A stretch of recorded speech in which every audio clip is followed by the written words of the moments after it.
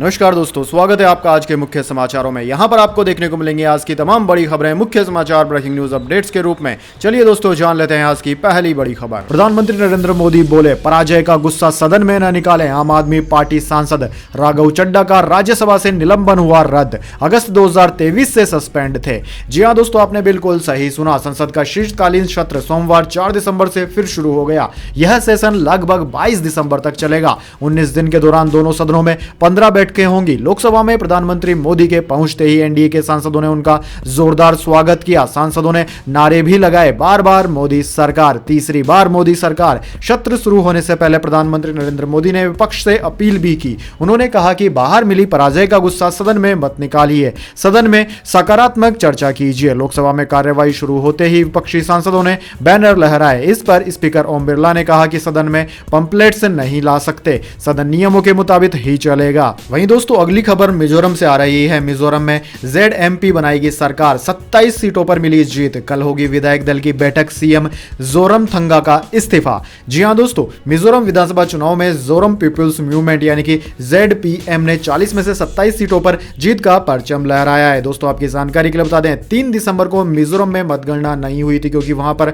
सभी राजनीतिक दलों ने कहा था कि रविवार को सभी लोग चर्च में प्रार्थना के लिए जाते हैं, इस वजह से रविवार के दिन मतगणना ना करें। इस पर सभी राजनीतिक दल सहमत भी हो गए थे। फिर सरकार ने 4 दिसंबर को मतगणना करवाई, जिसमें ZPM ने 40 में से 27 सीटों पर अपना परचम लहरा दिया है। दोस्तों, मिजोरम चुनाव के सोमवार यानी कि 4 दिसंबर को आए नतीजों में ZPM को स्पष्ट बहुमत मिल गया। अब पार्टी राज्य में सरकार बनाने का दावा पेश करेगी। इससे पहले विधायक दल और सीनियर नेताओं के साथ बातचीत करने के लिए मंगलवार को अहम बैठक भी बुलाई गई थी। मीटिंग में आगे की रणनीति पर बात की गई। वहीं दोस्तों, अगली बड़ी खबर निकल कर आ रही है। सीधे पैसे मिलने वाली स्कीम ने दिलाई जीत। MP में लाडली बहना तो तेलंगाना में 6 गारंटी का कमाल। छत्तीसगढ़ में घोटालों ने निपटाया। जी हां दोस्तों, छत्तीसगढ़, MP और तेलंगाना में डायरेक्ट केस ट्रांसफर यानी कि सीधे पैसे देने वाली स्कीम्स या उससे जुड़े वादों ने बीजेपी और कांग्रेस को जीत दिलाने की बड़ी भूमिका निभाई है। MP में शिवराज सिंह चौहान की लाडली बहना योजना ने कुल 5.06 करोड़ वोटर्स में से 2.7 करोड़ महिला वोटर्स को बीजेपी के पाले में ला दिया।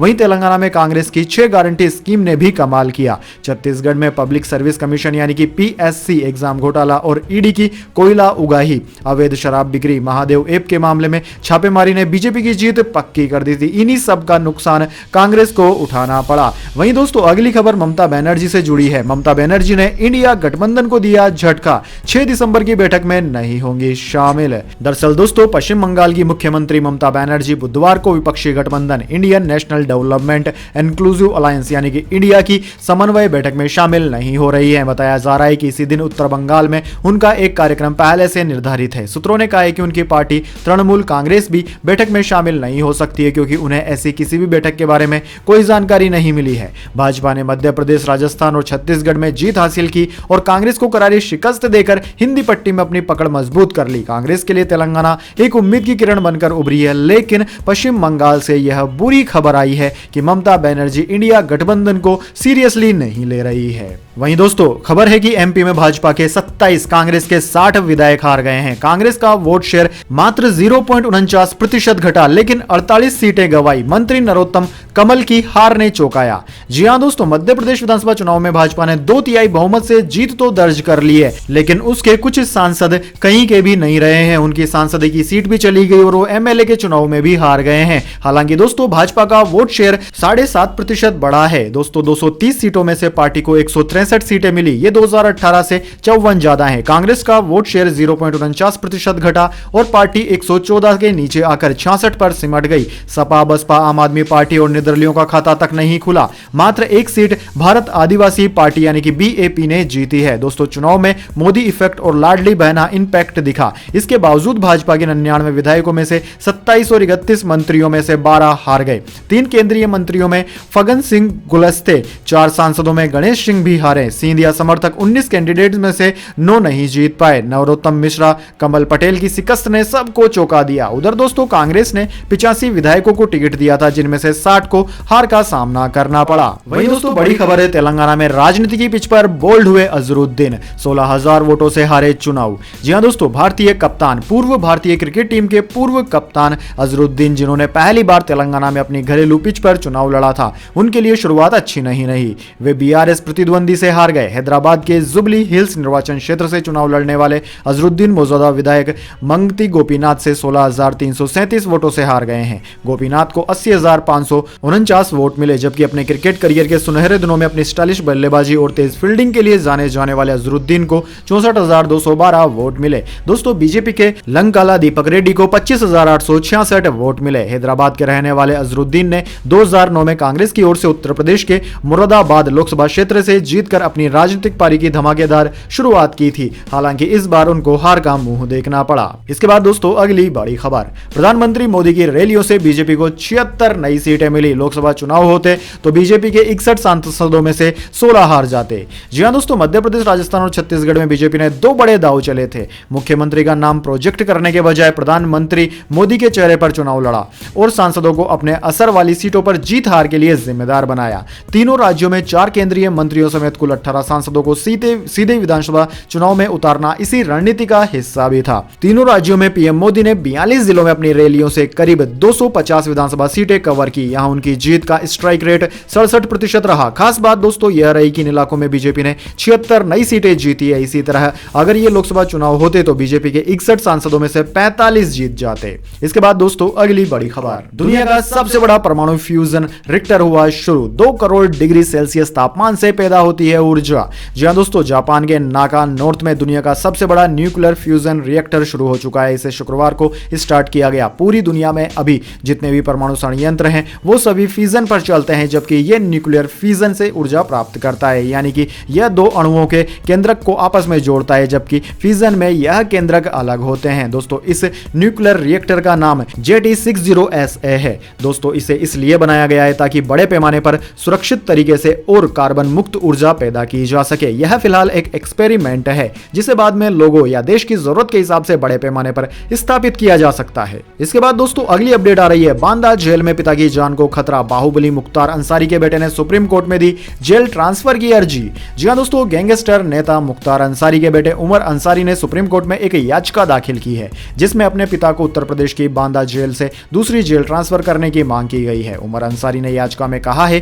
कि बांदा जेल में उनके पिता की जान को खतरा है। उन्हें जेल में मारने की साजिश रची जा रही है, इसलिए कोर्ट यूपी से बाहर किसी गैर बीजेपी शासित राज्य में ट्रांसफर करने का आदेश दे। दोस्तों, आपकी जानकारी के लिए बता दें, पूर्व विधायक मुख्तार अंसारी कई मामलों में सजा काट रहे हैं। उनको कई मामलों में सजा हो चुकी है जिनकी सजा फिलहाल चल रही है। अगली बड़ी खबर, 115 नए शहरों तक पहुंचा जियो एयर फाइबर। मिलेगा high speed internet, OTT apps और 550 से अधिक टीवी चैनल्स भी।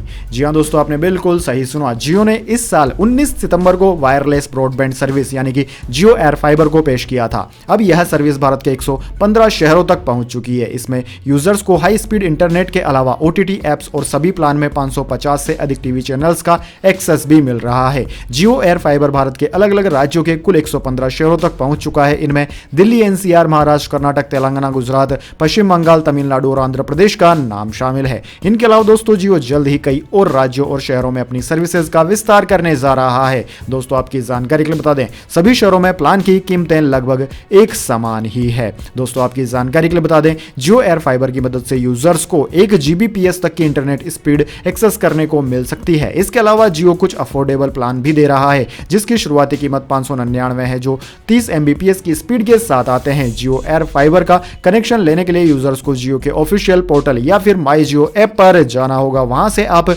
कनेक्शन ले सकते हैं। इसके बाद में दोस्तों जाने अगली बड़ी खबरें, लेकिन उससे पहले मेरी आपसे एक छोटी सी रिक्वेस्ट है। अगर दोस्तों आपको अभी तक हमारी न्यूज़ पसंद आई है तो इसे एक छोटा सा लाइक जरूर दे दीजिए, और अगर आपको पसंद नहीं आई है तो बेशक आप डिसलाइक भी कर सकते हैं। लेकिन दोस्तों लाइक और डिसलाइक जरूर कीजिए, क्योंकि दोस्तों यही हमारी मेहनत का फल होता है और इसी से हमें पता चलता है कि आपको हमारी वीडियोज़ पसंद आ रही हैं या नहीं। तो चलिए दोस्तों जान लेते हैं आज की अगली बड़ी खबर। ऑल टाइम हाई पर शेयर बाजार, सेंसेक्स 1384 अंक चढ़कर 68,865 के स्तर पर बंद हुआ। निफ्टी भी 416 अंकों की तेजी के साथ बंद।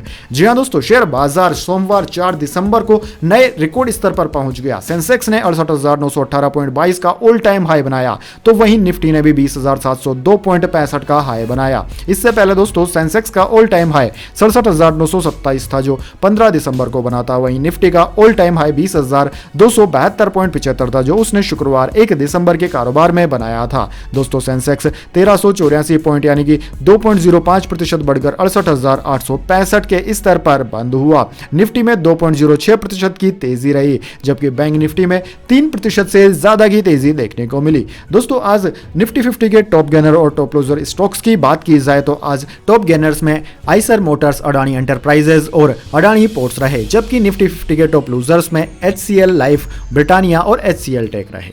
इसके बाद दोस्तों अगली बड़ी खबर, रिकॉर्ड हाई पर पहुंचा सोना, ये 63,805 रुपए प्रति 10 ग्राम में बिक रहा। चांदी भी 77,000 के पार निकली। जी हां दोस्तों, आपने बिल्कुल सही सुना। शेयर मार्केट के साथ साथ सोमवार यानी कि 4 दिसंबर को सोना भी ऑल टाइम हाई पर पहुंच गया। Indian Boolean and jewellers association यानी कि IBGA की वेबसाइट के मुताबिक 10 ग्राम सोना 1,077 रुपए महंगा होकर 63,805 रुपए पर बिक रहा है। इससे पहले 1 दिसंबर को सोने ने अपना ऑल टाइम हाई बनाया था, तब इसकी कीमत 62,728 रुपए प्रति 10 ग्राम थी। वहीं दोस्तों दूसरी ओर चांदी की बात करें तो चांदी की कीमतों में भी जबरदस्त तेजी देखने को मिली है। चांदी 673 रुपए महंगी होकर 77,073 रुपए प्रति किलोग्राम पर पहुंच गई है। इससे एक दिन पहले यह 76,400 रुपए प्रति किलोग्राम पर थी। इसके बाद दोस्तों अगली बड़ी खबर निकल कर आ रही है साइक्लोन को लेकर। जी हां दोस्तों, चेन्नई और आसपास के जिलों में भारी बारिश, एयरपोर्ट रात 11 बजे तक बंद, कई फ्लाइट्स डाइवर्ट। जी हां दोस्तों, चक्रवाती तूफान मिचोंग के प्रभाव से चेन्नई और उसके आसपास के जिलों में सोमवार को जनजीवन अस्त व्यस्त हो गया। लगातार बारिश के कारण शहर के विभिन्न हिस्सों में पानी भर गया, जिससे 2015 की बाढ़ की पुनरावृत्ति की आशंका पैदा हो गई। बारिश के कारण लोगों को पीने के पानी तथा अन्य आवश्यक वस्तुओं के लिए भागदौड़ करनी पड़ रही है। तेज हवाओं के साथ मूसलाधार बारिश की वजह से शहर के कई इलाकों की बिजली गुल हो गई तथा इंटरनेट सेवा बाधित हो गई है। दोस्तों चक्रवाती तूफान मिचोंग के मंगलवार की पूर्वाह आंध्र प्रदेश के समुद्र तट से टकराने की संभावनाएं हैं। खराब मौसम के कारण कई ट्रेनें और उड़ानें रद्द होने से परिवहन व्यवस्थाएं बुरी तरीके से प्रभावित हो गई हैं। चेन्नई के कई हिस्सों और इससे सटे कांचीपुरम, चेंगलपेट और तिरुवल्लुर में पानी भर गया तथा सड़कों पर रुके हुए पानी को निकालने के लिए सरकारी कर्मचारियों को तैनात किया गया है। कई जगह तो इतना पानी भर गया कि सड़क पर खड़ी गाड़ियां बहने लगी। इसके बाद दोस्तों अगली बड़ी खबर निकल कर आ रही है राज्यपाल को लेकर। जी हां दोस्तों, राज्यपाल को लेकर बन गया है मेगा प्लान। लोकसभा चुनाव से पहले हो सकते हैं बड़े प्लान। जी हां दोस्तों, केंद्र की मोदी सरकार लोकसभा चुनाव से पहले कई राज्यों के राज्यपाल की भूमिका बदल सकती है। गृह मंत्रालय के सूत्रों के अनुसार कुछ राज्यों के राज्यपालों को दूसरे राज्यों की जिम्मेदारी संभालने का मौका मिल सकता है। गृह मंत्रालय के सूत्रों से जानकारी मिल रही है कि अगले कुछ दिनों में चुनावी और राजनीतिक दृष्टिकोण से महत्वपूर्ण राज्यों में मौजूदा राज्यपाल बदले जा सकते हैं या उनकी जगह दूसरे राज्यपाल की नियुक्ति हो सकती है। इनमें दोस्तों हिंदी पट्टी के साथ साथ नॉर्थ ईस्ट और दक्षिण के कुछ महत्वपूर्ण राज्य भी शामिल हैं। वहीं दोस्तों बड़ी खबर है राजस्थान से, तुरंत नॉनवेज के सारे ठेले बंद करवाओ। राजस्थान में चुनाव जीतते ही एक्शन में आए बीजेपी विधायक महंत बाल मुकुंद। जी हां दोस्तों, राजस्थान विधानसभा चुनाव में बीजेपी को बड़ी जीत मिली और अब सरकार बनाने की तैयारी चल रही है। ऐसे में चुनाव परिणाम आए हुए अभी 24 घंटे भी नहीं बीते थे, लेकिन चुने गए नए विधायक फुल एक्शन मोड में आ गए हैं। बीजेपी के एक विधायक ने अधिकारी को फोन कर चेतावनी दी है कि शाम तक सड़कों से सभी नॉनवेज फूड स्टॉल हट जाने चाहिए। दरअसल दोस्तों हवा महल विधानसभा क्षेत्र से बीजेपी विधायक बाल मुकुंद आचार्य ने एक सरकारी अधिकारी को फोन कर चेतावनी दी है कि सड़कों पर कोई भी नॉनवेज फूड नहीं बेचा जाना चाहिए। शाम तक सभी गलियां साफ हो जानी चाहिए। उन्होंने अधिकारी को ऐसे सभी ठेलों को हटाने का भी आदेश दिया है जो नॉनवेज खाना बेचते हैं। उन्होंने लोगों के बीच अधिकारी को फोन लगाया और पूछा, रोड पर खुले में नॉनवेज बेच सकते हैं क्या? हाँ या ना में बोलो तो आप समर्थन कर रहे हो तो इसका तुरंत प्रभाव से आप नॉन वेज के सभी ठेले जो रोड पर हैं और जो बनाकर बेच रहे हैं वो नहीं दिखने चाहिए। मैं शाम को आपसे रिपोर्ट लूंगा। मुझे नहीं मतलब है कि कौन अधिकारी है। इसके बाद दोस्तों बड़ी अपडेट निकल कर आ रही है एनिमल मूवी को लेकर। 3 दिन में एनिमल ने वर्ल्ड वाइड कमाए 356 करोड़। ग्लोबल चार्ट में हॉलीवुड फिल्म नेपोलियन और हंगर गेम को पीछे छोड़ा। सालार को हो सकता है नुकसान। जी हां दोस्तों, रणबीर कपूर की फिल्म ने तीसरे दिन 75 करोड़ रुपए का कलेक्शन कर बॉक्स ऑफिस पर नया रिकॉर्ड कायम कर दिया है।